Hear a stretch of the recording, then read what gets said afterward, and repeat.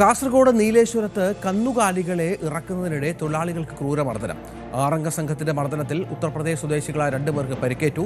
സംഭവത്തിൽ മഞ്ചേശ്വരം പോലീസ് കേസെടുത്ത് അന്വേഷണം ആരംഭിച്ചു. അക്രമി സംഘത്തിലെ ഒരാളുടെ ഫോൺ പോലീസിന് കിട്ടി.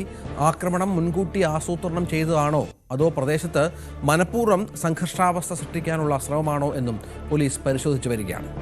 KV ബൈജു വിവരങ്ങൾ പങ്കുവച്ചു. ബൈജു, ഈ കന്നുകാലികളൊക്കെ അതിർത്തി കടന്ന് സാധാരണയായി വരുന്ന ഒരു സ്ഥലം കൂടിയാണ് ആ പ്രദേശം, മഞ്ചേശ്വരം പോലുള്ള സ്ഥലമൊക്കെ.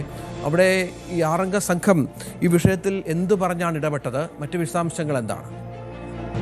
രഞ്ജിത്തെ, പാലക്കാട് നിന്നും ലോറിയിൽ കൊണ്ടുവന്ന പോത്തുകളെ ഇറച്ചിക്കടയ്ക്ക് സമീപം ഇറക്കുന്നതിനിടെയാണ് ഇത്തരത്തിൽ ഓട്ടോറിക്ഷയിലും ബൈക്കിലുമായി എത്തിയ സംഘം ഈ തൊഴിലാളികളെ ക്രൂരമായി മർദ്ദിക്കുന്ന സാഹചര്യമുണ്ടായി. ഇത് രഞ്ജിത്ത് സൂചിപ്പിച്ചതുപോലെ തന്നെ കേരള കർണാടക അതിർത്തി മഞ്ചേശ്വരം കരോടി എന്ന് പറയുന്ന സ്ഥലത്താണ് ഈ സംഭവം ഉണ്ടായത്.